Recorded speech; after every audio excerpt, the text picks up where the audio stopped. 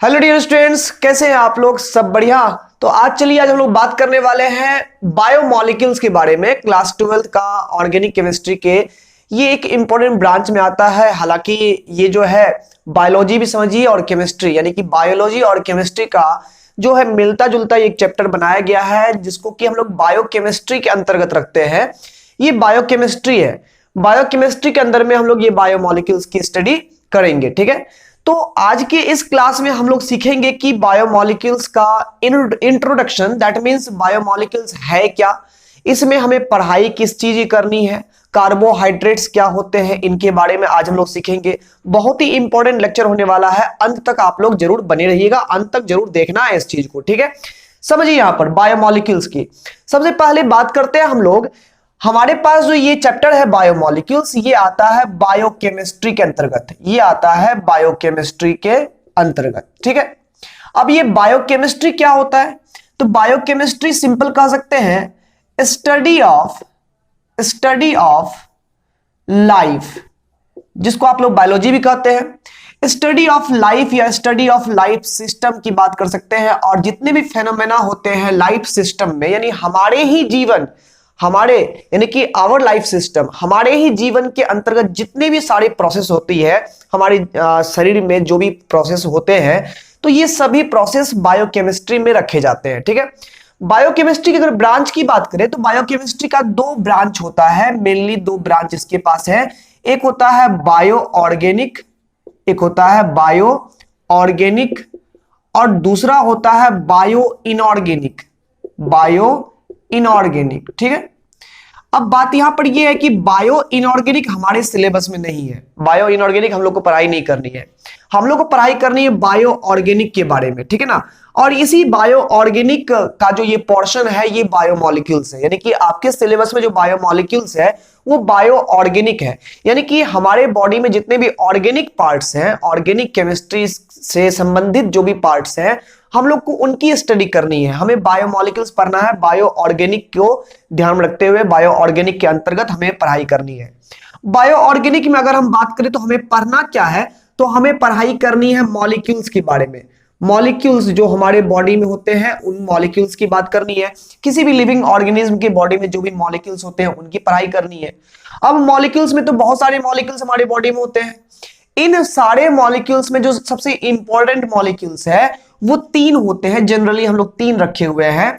पहला होता है, इसमें इंपॉर्टेंट की बात कर रहे हैं, मॉलिक्यूल्स में जो यहां पर इंपॉर्टेंट मॉलिक्यूल्स है उनमें अगर हम बात करें तो इंपॉर्टेंट मॉलिक्यूल्स में आते हैं यहां पर कार्बोहाइड्रेट्स आता है, ठीक है। Carbohydrates, proteins and nucleic acid. Carbohydrate, proteins and nucleic acid, ये यहां पर तीन मेन हमारे पास जो है वो मॉलिक्यूल्स होते हैं जिनकी स्टडी हमें करनी है। तो हमें इस चैप्टर में ये तीन molecules, that means carbohydrates, proteins और न्यूक्लिक एसिड की स्टडी करनी है, और इसी के बारे में पूरा हम लोग को जानना है, सीखना है, ठीक है। तो प्यारे बच्चों, ये है हमारे पास बायोमोलिक्यूल्स का ये शॉर्ट इंट्रोडक्शन, ठीक है। इस इंट्रोडक्शन में यहां पर ये तीन चीज को पढ़ना है, ये आपको बतलाया गया। चलिए अब हम लोग बात करते हैं यहां पर कि बायोमोलिक्यूल्स कहते किसको है, एक्चुअली बायोमोलिक्यूल्स आखिर होता क्या है।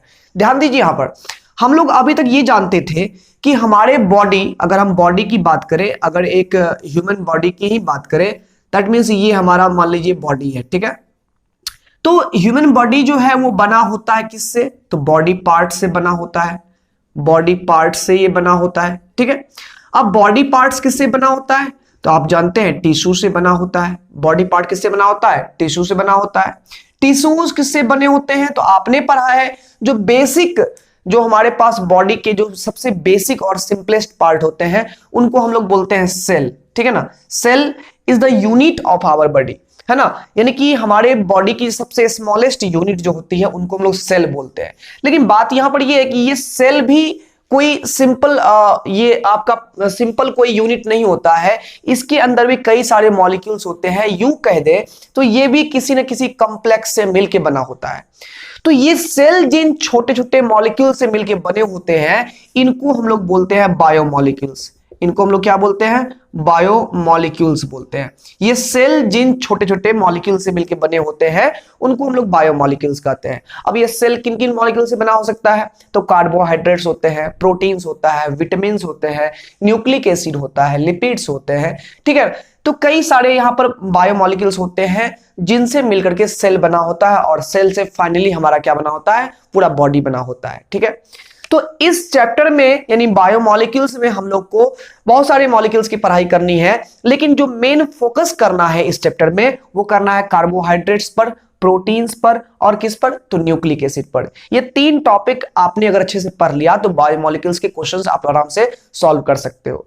तो ठीक है, हम लोग स्टार्ट करते हैं कार्बोहाइड्रेट्स के बारे में। कार्बोहाइड्रेट्स से हम लोग स्टार्ट करते हैं कहानी, और आप लोग यहां तक एक शॉर्ट समरी जो है आप यहां पर इस चीज का नोट कर लीजिए या फिर स्क्रीनशॉट ले लीजिए। यानी कि बेसिकली हमने ये सीखा कि ये जो बायोमॉलिक्यूल्स है in this chapter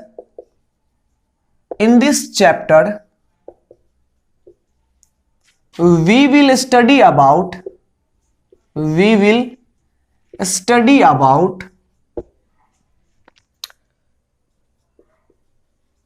some molecules of our life system। यहां पर इस चैप्टर में हम लोग जो है कुछ मॉलिक्यूल्स जो हमारे लाइफ सिस्टम से जुड़े हुए हैं, लिविंग सिस्टम से जुड़े हुए हैं, लिविंग ऑर्गेनिज्म के अंदर है, उन मॉलिक्यूल्स के बारे में यहां पर हम लोग जानेंगे। यहां पर बेसिकली हम लोग किसके बारे में जानेंगे, तो हमारे लिविंग सिस्टम में कई सारे हैं, हम क्या बताए थे, बायो ऑर्गेनिक भी है और बायो इनऑर्गेनिक भी है। यहां पर हम लोग को फोकस किस पर करना है, तो यहां पर हम लोग को फोकस जो करना है वो करना है बायो ऑर्गेनिक मॉलिक्यूल्स पर, बायो ऑर्गेनिक मॉलिक्यूल्स पर यहां पर स्टडी करना। यानी कि बायो मॉलिक्यूल्स जो चैप्टर है आपके 12th क्लास में, इसमें हम लोग को बायो ऑर्गेनिक मॉलिक्यूल्स की स्टडी करनी है, इस पर फोकस करना है, ठीक है। अब इन मॉलिक्यूल्स में सबसे पहला यहां पर आता है और सबसे ज्यादा इंपॉर्टेंट यहां पर आता है कार्बोहाइड्रेट्स। कार्बोहाइड्रेट्स क्या होते हैं, ठीक है। कार्बोहाइड्रेट्स ये समझ लीजिए कि आपके इस बायोमॉलिक्यूल्स का सबसे जो मेजर पोर्शन है वो कार्बोहाइड्रेट्स ही है, ठीक है। इस पर एग्जाम में सवाल भी पूछ देते हैं। अगर स्टेट बोर्ड के एग्जाम में बात करिएगा तो 5 मार्क्स यानी लॉन्ग क्वेश्चन में कार्बोहाइड्रेट का डेफिनेशन, क्लासिफिकेशन वगैरह पूछ देता है। बाद बाकी यहाँ पर सीबीएसई वगैरह की बात करिए तो वहां पर भी कार्बोहाइड्रेट्स के बारे में बहुत सारे सवाल इसमें दिए जाते हैं, 3 मार्क्स में यहाँ पर मिल जाते हैं सवाल सब, ठीक है। तो यहां पर क्या है कि कार्बोहाइड्रेट्स क्या होता है इसकी बात हम लोग करते हैं। नीट में भी बहुत ही यूजफुल है ये चैप्टर, याद रखिएगा इस चीज को। तो कार्बोहाइड्रेट्स क्या होता है शुरुआत में समझिए, यहां पर शुरुआत से अंत तक यहां पर बताएंगे कार्बोहाइड्रेट बारे में। तो कार्बोहाइड्रेट्स को जो नाम दिया गया है कार्बोहाइड्रेट्स, वो शुरुआत में ये सोच के दिया गया था कि कार्बोहाइड्रेट जो होते हैं वो कार्बन के हाइड्रेटेड फॉर्म होते हैं, माने कि कार्बन एंड वाटर से मिलकर बना होता है कार्बोहाइड्रेट, है ना। यानी कि जैसे कार्बोहाइड्रेट को बेसिकली पहले चीनी से शुरुआत करते हैं। जो चीनी होता है ना, शुगर जो होते हैं, उसी को जनरली पहले कार्बोहाइड्रेट बोल दिया गया था। और शुगर में यहां पर क्या देखा कि उसमें कार्बन है प्लस क्या है, वाटर है, ठीक है ना। कार्बन का हाइड्रेटेड फॉर्म कह दिया गया कार्बोहाइड्रेट को, ठीक है। ये इनिशियली शुरुआत में ये माना गया था कि कार्बन के हाइड्रेटेड फॉर्म को कार्बोहाइड्रेट बोलते हैं, यानी कार्बन प्लस वाटर वो कार्बोहाइड्रेट कहलाते हैं, ठीक है ना। लेकिन ये शुरुआत में रहा। आप जानते हैं कि शुरू में जो भी डेफिनेशन सब पढ़ता है जरूरी नहीं कि वो आगे तक सही रहे। आगे कुछ मॉलिक्यूल्स ऐसे मिले जो इस डेफिनेशन को फॉलो कर रहे थे लेकिन वो कार्बोहाइड्रेट नहीं थे, और जो डेफिनेशन को फॉलो नहीं कर रहे थे वो कार्बोहाइड्रेट थे, ठीक है। तो इस कारण से क्या होता है कि जो यहाँ पर डेफिनेशन सब होती है चीज वही रहता है, कार्बोहाइड्रेट कार्बोहाइड्रेट ही रहेगा जो भी रहेगा, लेकिन ये जो डेफिनेशन है हो सकता है कि इसके तरीके में कुछ बदलाव आए और बदलाव लाया जाता है, ठीक है ना। डेफिनेशन बाद में चेंज भी होता है। तो इनिशियली अगर हम बात करें तो इनिशियली यहां पर हम पॉइंट वाइज लिख रहे हैं, इनिशियली शुरुआत में, ठीक है ना, initially carbohydrates are defined as the hydrated form of carbon. यानी कि कार्बन प्लस वाटर ये मिल करके कार्बोहाइड्रेट बनता है, ऐसी मान्यता थी। ये कार्बोहाइड्रेट यहां पर बनता है, कार्बोहाइड्रेट यहां पर बनता है, ये शुरुआत में सोचा गया था, ठीक है ना। यानी कि कार्बन यहां पर कुछ ना कुछ अमाउंट में रहेगा। X कार्बन रहेगा, यहाँ पर H2O भी कुछ ना कुछ अमाउंट में रहेगा, मान लीजिए Y मॉलिक्यूल्स H2O के रहेंगे, दोनों मिलके कार्बोहाइड्रेट बनाता है। तो कार्बोहाइड्रेट का जनरल जो यहाँ पर फॉर्मूला लाया गया था वो CxH2O का होल Y था, ये हमारा जनरल फॉर्मूला था कार्बोहाइड्रेट का। अब हो भी क्यों नहीं, कुछ एग्जांपल्स लेते हैं समझने के लिए यहाँ पर। तो एग्जांपल जैसे यहाँ पर है शुगर, अगर हम शुगर की बात करें, शुगर को ही हम लोग सैकराइड भी बोलते हैं, सैकरीन बोलते हैं, ठीक है, शुगर को भी हम लोग सैकरीन भी बोलते हैं, ठीक है, या सैकराइड भी बोलते हैं। ध्यान दीजिए यहाँ पर, तो शुगर जो है इसका फॉर्मूला होता है C12H22O11। जरा इसको गौर से देखिएगा, इस फॉर्मूला को हम लोग ऐसे लिख सकते हैं C12H2O होल 11 लिख सकते हैं ना। देखिए यहाँ पर 11 टू 22 हो जाएगा और O11 रह जाएगा, तो यहाँ पर C12H22O11 को C12H2O होल 11 लिख सकते हैं। तो दैट मीन्स यहाँ पर ये हो गया कि ये जो हमारा फॉर्मूला है, देखिए यहाँ पर ये अब CxH2O होल Y के रूप में रिप्रेजेंटेड है, तो यानी कि ये कार्बोहाइड्रेट है, यानी कि ये क्या हो गया, कार्बोहाइड्रेट हो गया। और भी एग्जांपल है, जैसे मान लीजिए ग्लूकोज का लेते हैं, ग्लूकोज का एग्जांपल लेते हैं, तो ग्लूकोज क्या है, C6H12O6 है, और इसको हम लोग ऐसे लिख सकते हैं C6H2O होल 6। देखिए यहाँ पर H12 हो जाएगा, O6 रह जाएगा ना। तो यहां पर ग्लूकोज भी जो है ऐसा कार्बोहाइड्रेट है जिसके पास ये फॉर्मूला है। तो जो भी कंपाउंड्स यहां पर जो है CxH2O होल Y के रूप में रिप्रेजेंटेड होते हैं, माने कार्बन के साथ में वाटर के कुछ मॉलिक्यूल्स होते हैं, तो वहां पर उस कंपाउंड्स को कार्बोहाइड्रेट कहा गया, ऐसा शुरुआत में हुआ था। अब जरूरी नहीं है यहां पर कि कोई कंपाउंड का ये फॉर्मूला रहे और वो कार्बोहाइड्रेट हो ही जाए, तो यानी कि जो फॉर्मूला यहां पर दिया गया था वो फॉर्मूला बाद में फेल हो गया। सिंपल सी बात है भाई, कि जैसे मान लीजिए कार्बोहाइड्रेट ये फॉर्मूला से नहीं होता है, कार्बोहाइड्रेट अपनी फिजिकल और केमिकल प्रॉपर्टीज से जाना जाता है। जैसे यहाँ पर चीनी कार्बोहाइड्रेट है, ग्लूकोज कार्बोहाइड्रेट है, वो इस फॉर्मूला को फॉलो करता है, इसलिए वो कार्बोहाइड्रेट नहीं है, उसकी वैसी केमिकल और फिजिकल प्रॉपर्टीज है। जिस प्रॉपर्टीज के बारे में आप जानिएगा, सीखिएगा, तो वैसी प्रॉपर्टीज है, इसलिए वो कार्बोहाइड्रेट है, ठीक है। तो कार्बोहाइड्रेट जो होते हैं अपनी प्रॉपर्टीज से जाने जाते हैं, इस फॉर्मूला से नहीं। सिंपल सी बात यहां पर हम बताते हैं, एग्जांपल लेते हैं। अगर यहां पर कोई बोले मेरे भाइयों और बहनों, तो क्या वो नरेंद्र मोदी थोड़े ना, नरेंद्र मोदी जी थोड़े ना हो जाएंगे, वो नहीं हो जाएंगे, ठीक है। मतलब कि कहने से बस एक फॉर्मेलिटी, एक सिंबल रख लेने से वो आदमी पर्सनैलिटी नहीं बन सकता है। उसमें उसकी प्रॉपर्टीज होनी चाहिए, उनकी फिजिकल और केमिकल प्रॉपर्टीज जो है, उसमें केमिकल लोचा जो है उनके माइंड जो चलता है वो अलग है और इस आदमी के माइंड में अलग चलता है। सिंपल बोले, ये 2.5 किलो का हाथ अगर कह दिया जाए, वैसे तो है नहीं, लेकिन अगर कह दिया जाए तो क्या सनी देओल थोड़ा हो जाएगा। बहुत सारे ऐसे आदमी है जिनकी शक्ल विराट कोहली से मिलती है, तो थोड़ा ना वो विराट कोहली हो जाएगा। तो मतलब यहां पर ये कि फॉर्मूला रख लेने से वो उस पर्सनैलिटी का नहीं हो सकता है, उसमें उसकी फिजिकल और केमिकल प्रॉपर्टीज होनी जरूरी होती है। जस्ट ऐसा ही है कि कुछ कंपाउंड्स हमारे पास ऐसे होते हैं जिनका ये फॉर्मूला होता है, फॉर्मूला फॉलो करता है, बट वो कार्बोहाइड्रेट नहीं होता है। और वही कुछ कंपाउंड ऐसे भी है जिनके पास जो तो कार्बोहाइड्रेट है बट ये फॉर्मूला फॉलो नहीं करते हैं। आइए देखते हैं उन कंपाउंड्स देखते हैं, उन एग्जांपल्स देखते हैं। अगर आपने इसको नोट नहीं किया तो इसको नोट कर लीजिए। तो अभी जो हमने कार्बोहाइड्रेट का डेफिनेशन दिया था उस पर एक पॉइंट लिख लीजिएगा, but this definition is not true at all.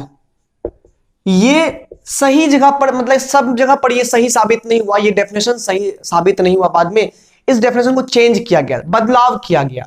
अब यहां पर बदलाव करके हम लोग लाते हैं न्यू डेफिनेशन। अब ध्यान दीजिए, यहां पर न्यू डेफिनेशन वैसे क्यों लाएंगे, तो हम इसका एग्जांपल लेने वाले थे। तो एग्जांपल देखिए जरा सा, मान लीजिए एग्जांपल लेते हैं यहां पर CH3COOH। इस फॉर्मूला पर आप कौन सा कंपाउंड कहिएगा, पता है? ये फॉर्मूला एसिटिक एसिड का है। किसका है? तो ये फॉर्मूला एसिटिक एसिड का है। अब एसिटिक एसिड तो ये एक एसिड है, ये कार्बोहाइड्रेट है नहीं। लेकिन जरा देखिए इसको, इसी फॉर्मूला को आप देखिए तो यहां पर क्या है, कार्बन 2 है इसके पास, हाइड्रोजन 4 है और ऑक्सीजन 2 है। और इसको हम लोग इस रूप में लिख सकते हैं C2H2O होल 2। लिख सकते हैं ना। तो यहां पर देखिएगा CxH2O होल Y ऐसा लग रहा है, ये लग रहा है कि कार्बन का हाइड्रेटेड फॉर्म है, यानी कि फॉर्मूला के अगर दृष्टिकोण से अगर देखें तो ये भी कार्बोहाइड्रेट दिखाई दे रहा है, लेकिन ये कार्बोहाइड्रेट नहीं है, ये क्या है, यहां पर एसिड है, ये क्या है, एसिड है, ठीक है। तो अब देखिए यहां पर तो स्पष्ट है कि कुछ कंपाउंड्स ऐसे हैं, यानी कि सम molecules follows this formula but they do not acquire the physical and chemical properties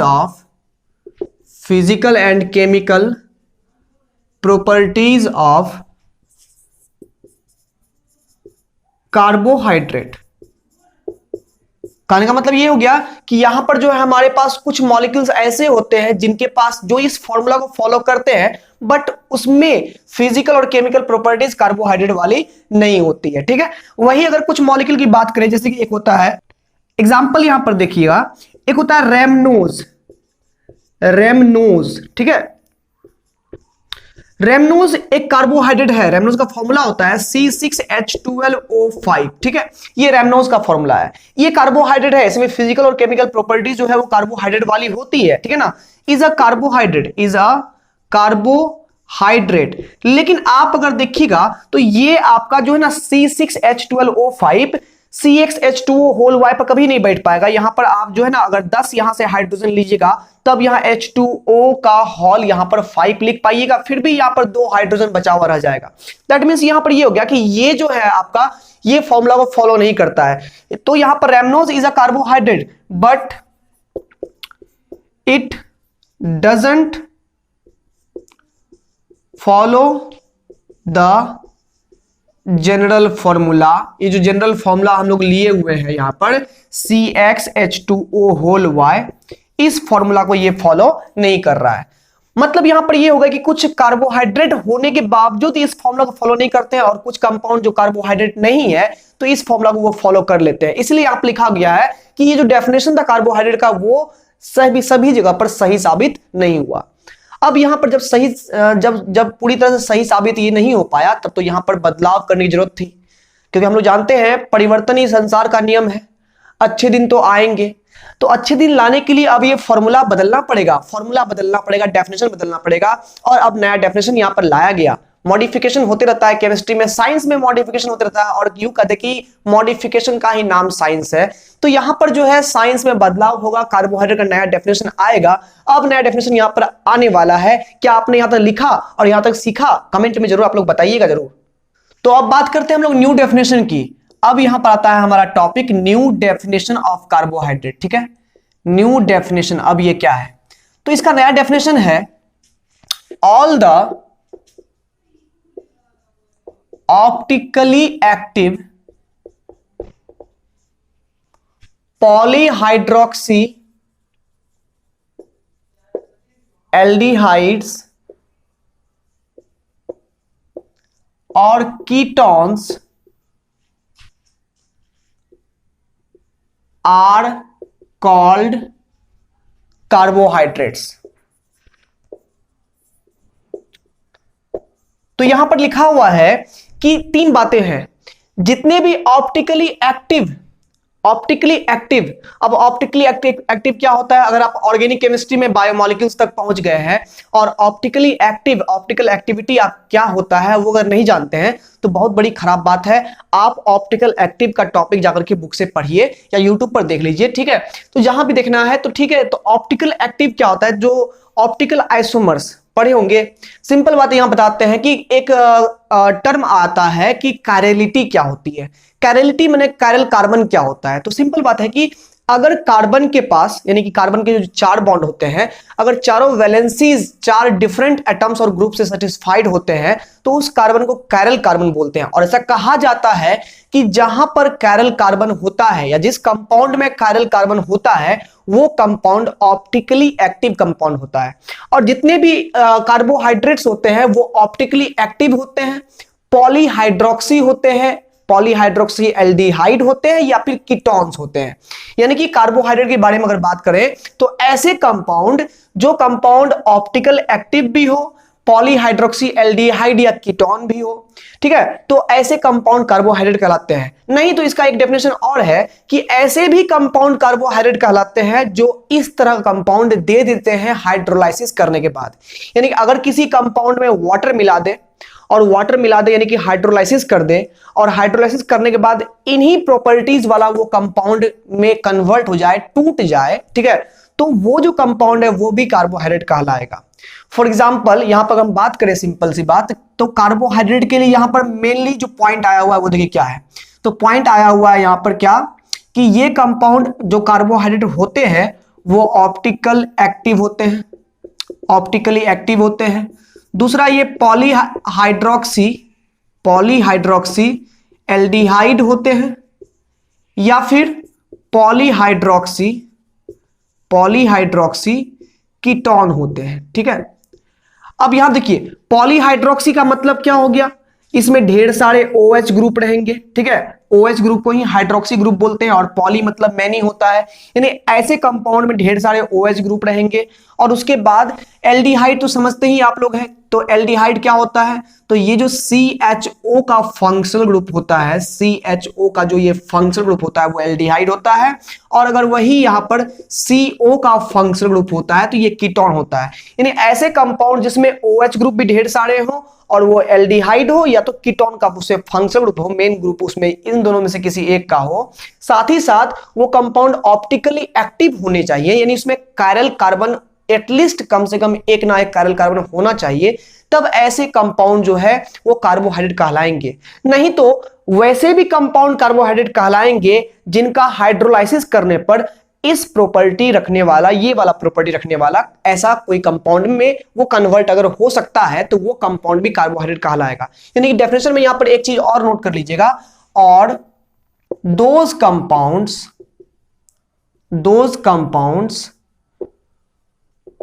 which give such compounds और molecules, जो लिखना है, on hydrolysis are also carbohydrates, ठीक है। यानी कि ऐसे भी कंपाउंड कार्बोहाइड्रेट कहलाएंगे जिनको हाइड्रोलाइसिस करने पर, जिनका हाइड्रोलाइसिस करने पर ऐसे प्रॉपर्टीज वाले कंपाउंड मिल जाते हैं, मॉलिक्यूल मिल जाते हैं। माने कि हाइड्रोलाइसिस करे और ऐसा कंपाउंड मिल जाए जो ऑप्टिकल एक्टिव हो, पॉलीहाइड्रोक्सी एल्डिहाइड या पॉलीहाइड्रोक्सी कीटोन हो, तो जो हम लोग हाइड्रोलाइसिस के बाद प्राप्त करेंगे वो भी कार्बोहाइड्रेट कहलाएगा, और जो कंपाउंड का हम लोग हाइड्रोलाइसिस करेंगे वो भी कंपाउंड हमारा कार्बोहाइड्रेट कहलाएगा, ठीक है। यानी कार्बोहाइड्रेट पैदा करने वाला भी कार्बोहाइड्रेट हो गया, ठीक है, जो बना दो वो तो कार्बोहाइड्रेट है ही। तो अब ये नया डेफिनेशन आ गया। अब इस डेफिनेशन पर बात करें, यहां पर जैसे एग्जांपल लेते हैं, तो एग्जांपल देखिए यहां पर ग्लूकोज है, C6H12O6 है। ग्लूकोज का जो IUPAC नेम होता है वो होता है 2,3,4,5,6 पेंटाहाइड्रोक्सी हेक्सेनल, यानी कि 6 कार्बन का इसमें चेन होता है। 6 कार्बन के चेन में सबसे ऊपरी कार्बन पर यहां पर देखिए जो यहां पर एल्डिहाइड का फंक्शनल ग्रुप है, तो ये हो गया हेक्सेनल हो गया। अब 6 कार्बन का चेन है, तो एक कार्बन ये हो गया, दूसरा कार्बन यहां पर, तीसरा, चौथा, पांचवा और छठा कार्बन है। यहां पर CH2 है और यहां पर OH जुड़ा हुआ है, यहां भी OH है, यहां भी OH है, यहां भी OH और यहां भी OH है। तो ये हो गया 1 नहीं तो 2 3 4 5 6 पेंटाहाइड्रोक्सी, 6 कार्बन का हेक्स, सिंगल बॉन्ड का N और 1 पर हो गया अल, यानी एल्डिहाइड का ग्रुप को अल लिखते हैं सफिक्स में, ठीक है। यहां पर H भर देंगे हम लोग। तो ये जो कंपाउंड्स है यहां पर, ये कंपाउंड ग्लूकोज है। अब देखिए ग्लूकोज पॉलीहाइड्रोक्सी एल्डिहाइड है, साथ ही साथ यहां पर देखिए ये वाला कार्बन तो खैर इसमें डबल बॉन्ड है, ये कायरल कार्बन नहीं कहलाएगा। इस कार्बन में देखिए यहां पर इधर OH है, इधर H है, इधर ये सब कुछ है, उधर CHO है, तो यानी ये कायरल कार्बन है, इसको स्टार से डिनोट कर देते हैं, यहां पर स्टेरिक सिंबल डाल देना है। ये भी हमारा कायरल कार्बन होगा, ये भी कायरल कार्बन होगा, ये भी कायरल कार्बन होगा, लेकिन यहां पर इस कार्बन से 2-2 हाइड्रोजन जुड़े हुए हैं, सेम एटम जुड़े हुआ है, इसलिए ये कार्बोहाइड्रेट, ये आपका कायरल कार्बन नहीं होगा। इसमें 4 कायरल कार्बन है, तो एटलीस्ट एक कायरल कार्बन होना जरूरी होता है। तो यहां पर यह 4 कायरल कार्बन है, पॉलीहाइड्रोक्सी भी है, एल्डिहाइड है, तो ये आपका एक कार्बोहाइड्रेट कहलाएगा, यानी ग्लूकोज एक कार्बोहाइड्रेट है। उसी प्रकार से अगर बात करें फ्रुक्टोज की, तो फ्रुक्टोज का भी फॉर्मूला जो है वो होता है C6H12O6 ही होता है, ठीक है। अब इसका आईयूपीएसी नेम जो होता है वो होता है 13456 पेंटा हाइड्रोक्सी हेक्सेन 2 ऑन, ठीक है। दूसरे नंबर पर यहां पर ऑन यानी कि कीटोन का ग्रुप लगा हुआ रहता है। मतलब यहां पर देखिए अच्छे से, तो यहां पर हमारे पास इधर एक कार्बन ले लेते हैं, इधर हमारे पास हो गया CO ग्रुप लगा दिए यहां पर, तो ये कीटोन हो गया, ठीक है। अब यहां पर देखिए, यहां एक कार्बन है CH2 और यहां पर जोड़ दिए हैं OH, ठीक है। फिर यहां पर OH जोड़ दिए हैं, यहां H है, यहां OH, इधर H है, यहां पर OH है, इधर H है, 4 हो गया। यहां पर है CH2 और लास्ट में यहां पर OH है। तो कहने का मतलब ये हो गया, ये हो गया आपका 1 3 4 5 6 पेंटाहाइड्रोक्सी हेक्सेन 2 पर यहां पर ऑन आ गया, कीटोन का ग्रुप आ गया। ये भी आपका पॉलीहाइड्रोक्सी है। और यहां पर कायरल कार्बन देखिए, तो यहां पर ये कायरल कार्बन है, ये कायरल कार्बन है और ये कायरल कार्बन है, ये दोनों कायरल कार्बन नहीं है, ठीक है ना, क्योंकि यहां भी 2 हाइड्रोजन है, यहां भी 2 हाइड्रोजन है और यहां से डबल बॉन्ड से ही जुड़ा हुआ, ये कायरल कार्बन हो ही नहीं सकता है। तो यहां पर ये 3 कायरल कार्बन यहां पर है। तो जिसमें कायरल कार्बन है प्लस जिसमें जो पॉलीहाइड्रोक्सी एल्डिहाइड या कीटोन होते हैं, जैसे फ्रुक्टोज यहां पर कीटोनिक है और ग्लूकोज यहां पर एल्डिहाइडिक है, ये आपका ग्लूकोज हो गया, ये ग्लूकोज हो गया और ये क्या हो गया, फ्रुक्टोज हो गया, ठीक है। ग्लूकोज प्लांट शुगर को बोलते हैं, फ्रुक्टोज कहां पर होता है, फ्रूट शुगर में होता है, ठीक है ना। तो ये दोनों कार्बोहाइड्रेट के एग्जांपल्स हैं।